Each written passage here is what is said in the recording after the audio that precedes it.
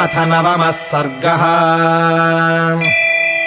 सुतीक्ष्णेनाभ्यनुज्ञातम् प्रस्थितम् रघुनन्दनम् हृद्यया स्निग्धया वाचा भर्तारमिदमब्रवीत्।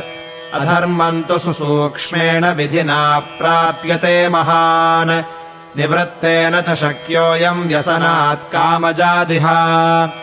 त्रीण्येव व्यसनान्यत्र कामजानि भवन्त्युत। मिथ्यावाक्यम् तु परमम् तस्मात् गुरुतराबुभौ। परदाराभिगमनम् विना वैरम् च रौद्रता। मिथ्यावाक्यम् न ते भूतम् न भविष्यति राघव। कुतोऽभिलषणम् स्त्रीणाम् परेषाम् धर्मनाशनम्। तव नास्ति मनुष्येन्द्र न चाभूत्ते कदाचन। मनस्यपि तथा राम न चैतद्विद्यते क्वचित्। स्वदारनिरतश्चैव नित्यमेव नृपात्मजा। धर्मिष्ठः सत्यसन्धश्च पितुर्निर्देशकारकः। त्वयि धर्मश्च सत्यम् च त्वयि सर्वम् प्रतिष्ठितम्। तच्च सर्वम् महाबाहो शक्यम् वोढुम् जितेन्द्रियैः। तव वश्येन्द्रियत्वम् च जानामि शुभदर्शन। तृतीयम् यदिदम् रौद्रम् परप्राणाभिहिंसनम्। निर्वैरम् क्रियते मोहात् तच्च ते समुपस्थितम्। प्रतिज्ञातस्त्वया वीरदण्डकारण्यवासिना। ऋषीणाम् रक्षणार्थाय वधः संयतिराक्षसाम्। एतन्निमित्तम् च वनम् दण्डका इति विश्रुतम्। प्रस्थितस्त्वम् सह भ्रात्रा धृतबाणशरासनः। ततस्त्वाम् प्रस्थितम् दृष्ट्वा मम चिन्ताकुलम् मनः। त्वद्वृत्तम् चिन्तयन्त्या वै भवेन्निःश्रेयसंहितम्।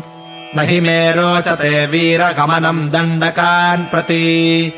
कारणम् तत्र वक्ष्यामि वदन्त्या श्रूयताम् मम। त्वम् हि बाणधनुष्पाणिर्भ्रात्रा सह वनम् गतः। दृष्ट्वा वनचरान् सर्वान् कच्चित् कुर्याः शरव्ययम्। क्षत्रियाणामिह धनुर्हुता शस्येन्धनानि च। समीपतस्थितम् तेजो बलमुच्छ्रयते भृशम्। पुरा किल महाबाहो तपस्वी सत्यवान् शुचिः। कस्मिंश्चिदभवत्पुण्ये वने रतमृगद्विजे। तस्यैव तपसो विघ्नम् कर्तुमिन्द्रः शचीपतिः। खड्गपाणिरथा गच्छदाश्रमम् भटरूपधृत्। तस्मिंस्तदाश्रमपदे निहितः खड्ग उत्तमः। सन्न्यासविधिना दत्तः पुण्ये तपसि तिष्ठतः। स तच्छस्त्रमनुप्राप्य न्यासरक्षणतत्परः। वने तु विचरत्येव रक्षन् प्रत्ययमात्मनः। यत्र गच्छत्युपादातुम् मूलानि च फलानि च। न विना याति तम् खड्गम् न्यासरक्षणतत्परः। नित्यम् शस्त्रम् परिवहन् क्रमेण स तपोधनः। चकार रौद्रीम् स्वाम् बुद्धिम् त्यक्त्वा तपसि निश्चयम्। ततः स रौद्राभिरतः प्रमत्तो धर्मकर्षितः। तस्य शस्त्रस्य संवासाज्जगामनरकम् मुनिः।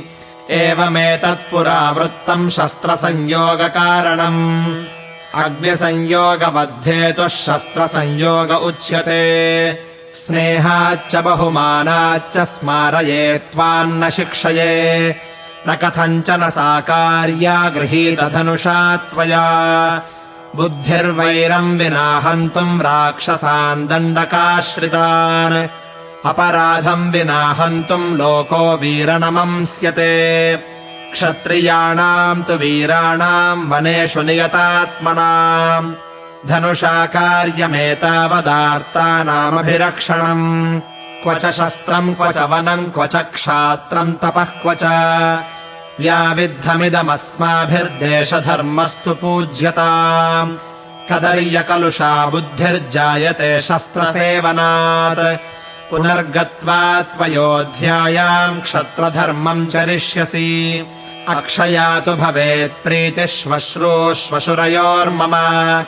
यदि राज्यम् हि सन्न्यस्य भवेस्त्वन्निरतो मुनिः। धर्मादर्थः प्रभवति धर्मात् प्रभवते सुखम्।